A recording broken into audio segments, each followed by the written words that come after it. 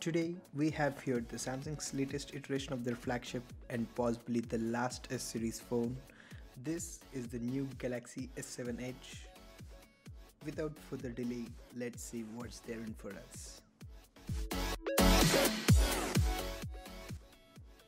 Let's take a quick look at the back of the box. It has Qualcomm Snapdragon 820 chip.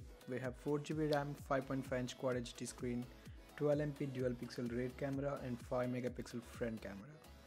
It is waterproof and dust proof. It also has a microSD card slot which Samsung shouldn't have taken out in the first place. Let's go ahead and unbox it.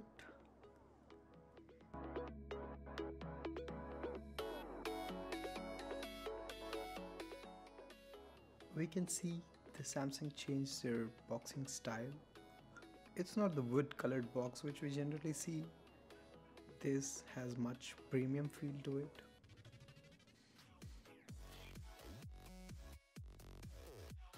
Black variant of S7 Edge. Here it is. It feels like a premium high-end phone. We'll go deeper into it. Before that, let's see what else we got in the box.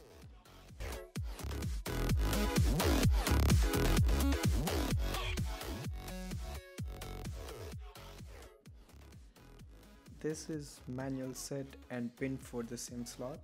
Many of us will never even open this and I'm gonna ignore it too.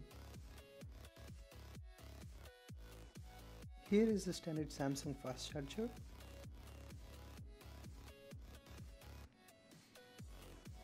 And then we have this small object. This is a microSD connector. Basically the idea is you can connect two phones via USB cable and can transfer files, or you can use it for your external storage. It's a nice little thing to have.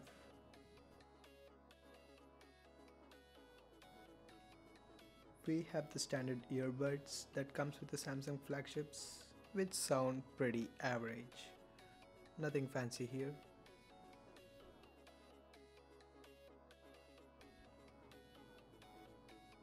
You can see the Qualcomm sticker here, which means it's powering Snapdragon 820. This is the SIM slot, which Samsung is calling hybrid SIM slot, which means you can keep a second SIM or a microSD card up to 200 gigabytes.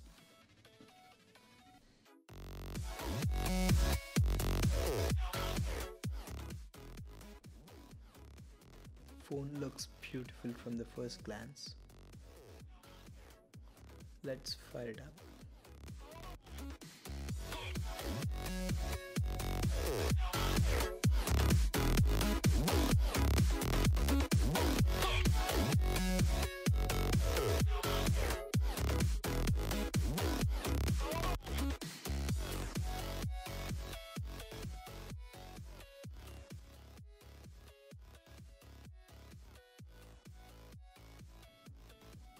This is the basic Android setup. Let me skip this part.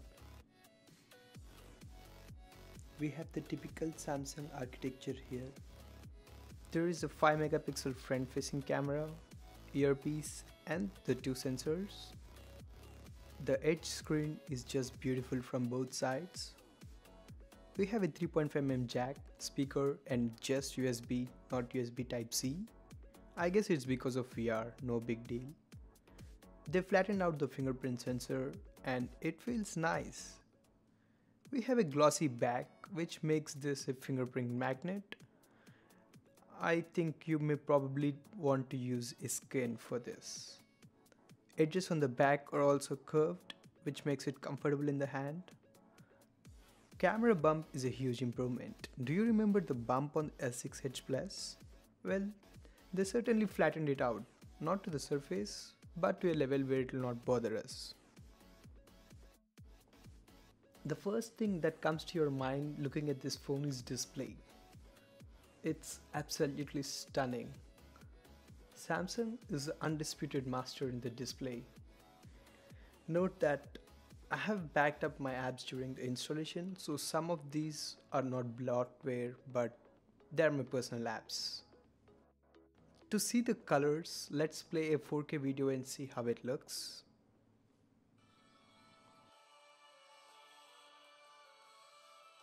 Wow, colors are saturated for sure, but this saturation is so pleasing to watch. There you have it.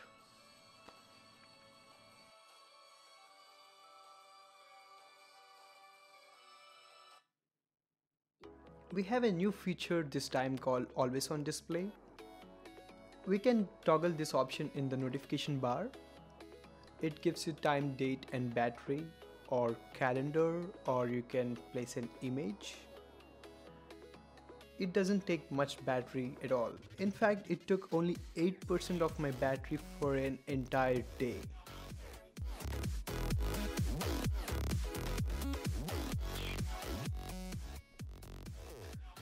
Camera is probably the most hyped part of S7, probably due to S6 Edge Plus being one of the best smartphone camera out there.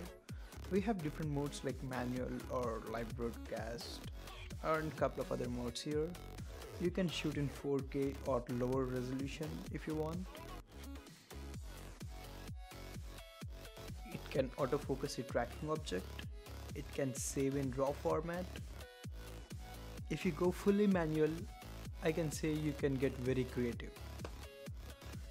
Front cam with 5MP is decent enough for video calls and selfies. These are some pictures captured with this phone. I like the color in these pictures, they got more detail. For comparison, this is the same pic with S6 Edge Plus, and this is the difference.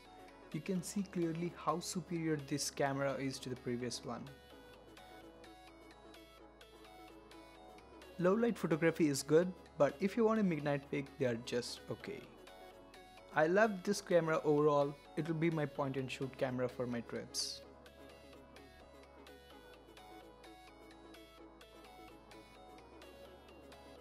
We have the flipboard briefing on the left side, which you can turn it off if you don't like. I can say reading any article on this screen is just a feast to eyes. Text is very sharp. It feels so good.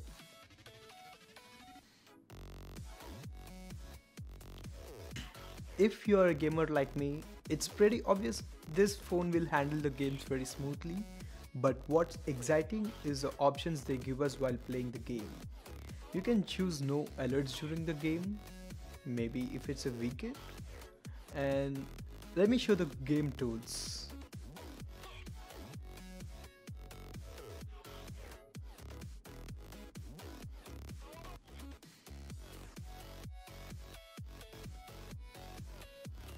This orange bubble at the end, when you touch that, you can see the options they give us. You can lock your back and recent keys. You can minimize like multi-window. You can actually screenshot it or record the gameplay. Let's minimize this and see how it works. There you go. You can just keep it aside, do your work, and when you're done, you can just resume back your game. That's it. And let's see how the recording works here.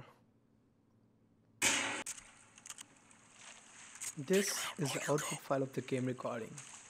The one thing I didn't like is the sound is actually recorded from my speaker of the phone, which is making it not so good on the ears to listen. Keeping that away for a second, look at the graphics. It's a AAA game on a mobile. I think developers can still push a bit as we now have 64-bit octa-core systems with 4GB RAM. Do you know this is 87,210 times faster clock speed than the computers they use for moon landing? In fact, it can perform instructions 321 million times faster than those computers.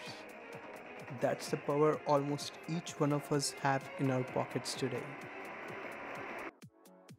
Coming back to battery, on a heavy gaming Saturday, it lasted almost 20 hours. If you're a gamer, you'll appreciate this fact. On a normal working day with heavy usage of Reddit or Facebook, it lasted more than 30 hours every time. That's one less thing to worry about. It even charges your phone from 0 to 100 in just 1 hour 40 minutes.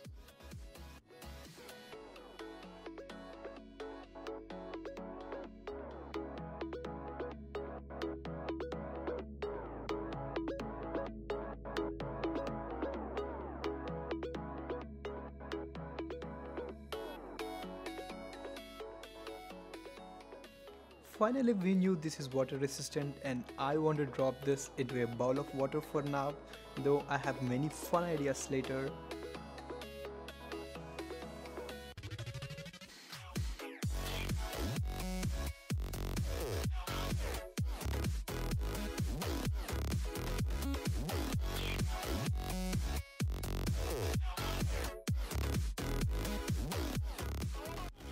We cannot hear sound that clearly when it's in the water.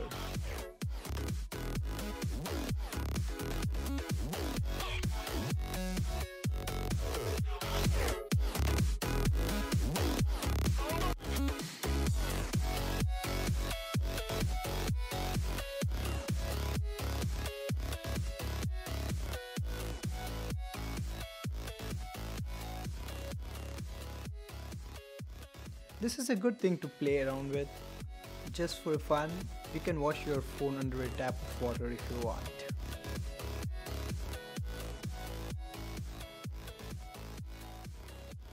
Okay, enough. S7 is awesome, I get it. But how superior it is to S6 Edge Plus? It has almost the same display, minor design differences. Is it really worth the upgrade?